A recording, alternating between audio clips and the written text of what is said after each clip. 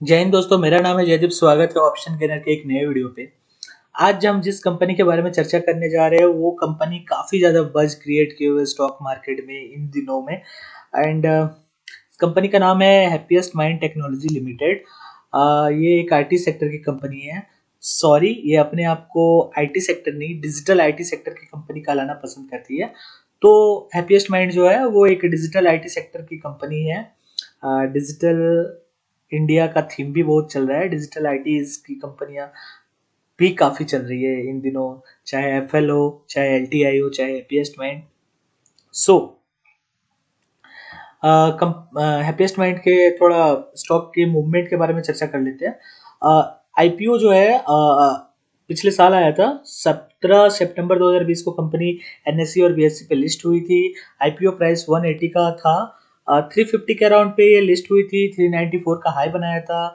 उसके बाद एक कंसोलेशन फेज आया, बट इसने 300 के लेवल को ब्रीच नहीं किया।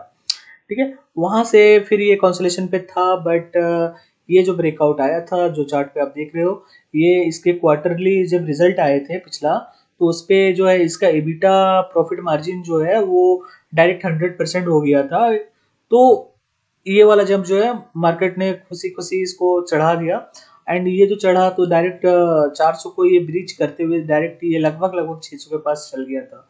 फिर एक कंसोलेशन फेज आया था और अभी लास्ट जो ट्रेडिंग डे था यानी 1 अप्रैल को, तो उस पे भी ये 10% का रैली दिया है। सो ये बज़ क्रिएट किए हुए कि भाई स्टॉक इतना रैली कर रहा है, स्टॉक तो एफएल जैसा कहीं भाग ना जाए। सो क्या है स्टॉक में, कितना जा सकता है, क्यों जा सकता है, मेरा क्या थॉट है इस स्टॉक को लेके। वीडियो को चलिए शुरू करते हैं। इससे पहले आप जो है अगर चैनल पे नहीं हो तो सब्सक्राइब कर लेना यार। एंड अगर वीडियो पसंद आ जाए ना आपको तो लाइक जरूर कर देना। इससे जो है ना हमारा वीडियो आगे और फॉरवर्ड होगा यूट्यूब द्वारा। ठीक है, तो मेहनत कर रहे हैं तो उसका कुछ रिवॉर्ड भी मुझे मिलना चाहिए, है ना। सो चलिए आगे। अच्छा, यहाँ पे बता दूं वीडियो दो पार्ट में रहेगा। पहला रहेगा फंडामेंटल, सेकंड रहेगा टेक्निकल, फिर रहेगा रिस्क रिवॉर्ड के बारे में चर्चा करेंगे, और लास्ट में मैं एक थॉट अपना राय रखने की कोशिश करूंगा। तो चलिए वीडियो शुरू करते हैं। कंपनी के हिस्ट्री के बारे में बात कर लेते हैं। 2011 में ये कंपनी स्टैब्लिश हुई थी यूएस, यूके और इंडिया में। 2013 पे ऑस्ट्रेलिया में भी अपना प्रेजेंस लाया था। 2015 पे ये दुबई में अपना प्रेजेंस लाई। 2017 पे कुछ सब्सिडरी एक्वायर किए। 2019 पे इन्होंने अपना brand expansion, bond digital, bond agile जो है वो किया। और कंपनी के बारे में बात कर लेते हैं तो हैप्पीएस्ट माइंड टेक्नोलॉजी जो है वो नेक्स्ट जनरेशन की आईटी सॉल्यूशन सर्विस प्रोवाइड करती है। किसी भी कंपनी का जो सक्सेस और फेलियर रहता है उसके मैनेजमेंट पे बहुत डिपेंड करता है। ठीक है, कोई बहुत अच्छी कंपनी हो, फॉर एग्जांपल अभी जीएमएम फाउंडलर की मैं बात कर लेता हूँ। कंपनी बहुत अच्छी थी, बट मैनेजमेंट ने जो ओएफएस ला के जो इन्वेस्टर्स को फोड़ा, तो वो चीजें लोगों को कभी कभी पसंद नहीं आती है। अभी यस बैंक के ही बारे में बात कर लेते हैं। कंपनी अच्छी ब्लूज कंपनी थी, बट वही मैनेजमेंट जो है फंसने वाले काम किए, तो देखो आज स्टॉक का क्या हाल है। सो आई एम सेइंग कि कंपनी का मैनेजमेंट अच्छा होना चाहिए। One of the biggest thing होता है अगर आप किसी कंपनी पे इन्वेस्टमेंट करने जाते हो तो ट्रेडिंग पर्पस नहीं, इन्वेस्टमेंट पर्पस के लिए। ठीक है, माइंडसेट अगर इन्वेस्टमेंट का हो तो इस कंपनी को जो है जो मैनेजमेंट है उस पर थोड़ा सा चर्चा कर लेते हैं, थोड़ा डिटेल चर्चा। अशोक सुट्टा इस कंपनी के एग्जीक्यूटिव चेयरमैन और डायरेक्टर है। अशोक सुट्टा, इन्होंने इनका पास्ट एक्सपीरियंस है विप्रो में। वो वहाँ के वो वहाँ के वाइस चेयरमैन हुआ करते थे, और उससे पहले वाइस प्रेसिडेंट रह चुके हैं Shri Ram refrigeration industries limited में। यानी आईटी सेक्टर के बाहर भी जो है इनको एक्सपीरियंस है। नन आईटी कंपनीज का भी इनको एक्सपीरियंस है। आईटी सेक्टर में विप्रो जैसी कंपनी में वाइस चेयरमैन रह चुके हैं। और फिर ये जो है माइंड ट्री के भी सक्सेसफुल फाउंडिंग चेयरमैन रह चुके हैं। ठीक है, अब यहीं पे मैं पॉज लूंगा और माइंड ट्री का चार्ट आपको दिखाऊंगा। ओके, सो ये माइंड ट्री का मंथली चार्ट है। माइंड ट्री 2007 से 2021 आज आ गया है। तो स्टॉक जो है इनिशियल लेवल 163 से आज जो है वो 2000 के लेवल पे है। तो ऐसी कंपनी पे जो है अशोक सुट्टा जी का योगदान रह चुका है। सो आप समझ सकते हो कि कितने काबिल आदमी है और कितने काबिल आदमी के हाथ पे ये हैप्पीएस्ट माइंड की कंपनी है। ओके, तो विप्रो का चार्ट तो नहीं दिखाना पड़ेगा, ये तो बताने की जरूरत नहीं है। और इसके बाद जो है V Narayan executive director and chief financial officer है इस कंपनी के।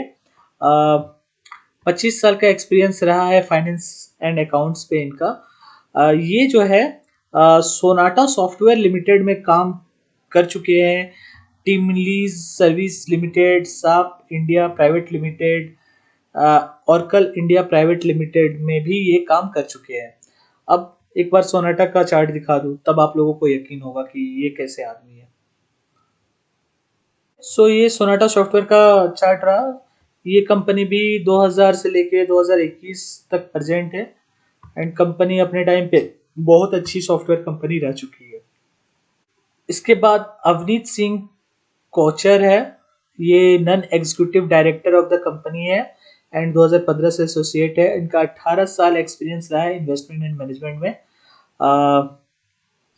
ये एटी एंड टी कॉरपोरेशन के साथ एंड इन्वेस्टमेंट मैनेजमेंट कॉरपोरेशन के साथ इंगेज थे ज्वाइनिंग यहाँ पे ज्वाइन करने से पहले। एंड इनका एजुकेशन भी अच्छा खासा है। JP Morgan asset management private equity group में ये रीजनल एडवाइजर का पोजीशन होल्ड करते हैं। तो इस स्टॉक पे आप मैनेजमेंट लेवल पे तो आप सेटिस्फाइड हो सकते हो और यही इस कंपनी का जो है सबसे मेन चीज है जिसके वजह से लोग इस कंपनी के बारे में इतने ज्यादा बुलिश है और वो नाम है अशोक सुट्टा। मैनेजमेंट इतना टॉप क्लास लेवल का है कि लोगों को यकीन है कि ये कंपनी भी हैप्पीएस्ट माइंड भी आगे आने वाले टाइम पे चल के माइंट्री जैसा या उससे भी बेटर कर सकती है। एंड कंपनी जो है डिजिटल आईटी सेक्टर पे फोकस करती है। तो इसके एडवांटेज क्या क्या है ये देखते हैं। तो कंपनी जो है आईटी सेक्टर पे है और ये इस पे वास्ट स्कोप है, ठीक है, अपॉर्चुनिटी से भरा हुआ है।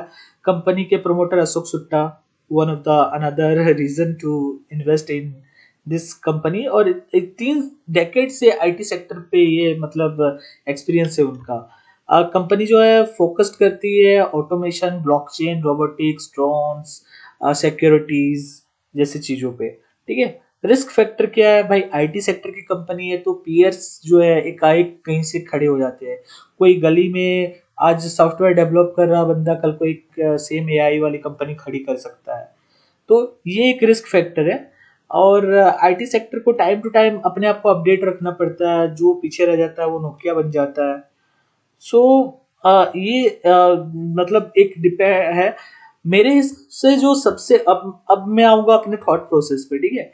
मेरे हिसाब से जो इन्वेस्टर्स के लिए अभी जो सबसे बड़ा दिक्कत है, मैं बोल रहा था मेरे हिसाब से जो अभी इन्वेस्टर के पास इन्वेस्टर के लिए इस स्टॉक में जो सबसे बड़ा डेंजरस मैंने रिस्क वाला चीज है वो ये है कि स्टॉक का आईपीओ प्राइस जो है वहां से ये स्टॉक जो है ऑलमोस्ट 3 गुना हो चुका है, 3x रिटर्न दे रहा है। तो और ये सितंबर में जो है एंकर इन्वेस्टर का 1 साल का जो ब्लॉकिंग पीरियड है वो भी खत्म हो जाता है। तो अगर कहीं ऐसा ना हो कि कोई बड़ा एंकर इन्वेस्टर निकल जाए तो स्टॉक जो है गिर सकता है। बट यहीं पे मैं आपको बता दूं कि अगर कंपनी अच्छा करेगी, इसके आने वाले क्वार्टर्स पे रिजल्ट्स अच्छे अच्छे आते रहेंगे, तो मुझे नहीं लगता है कि कोई एंकर इन्वेस्टर भी निकलना चाहेगा, क्योंकि स्टॉक वाकई में अपने इनिशियल स्टेज से काफी ज्यादा रैली कर चुका है और लोग इसको लेके बहुत ज्यादा बुलिश है।